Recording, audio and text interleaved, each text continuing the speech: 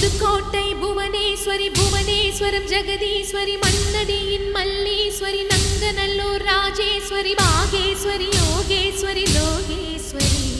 Melmalayanur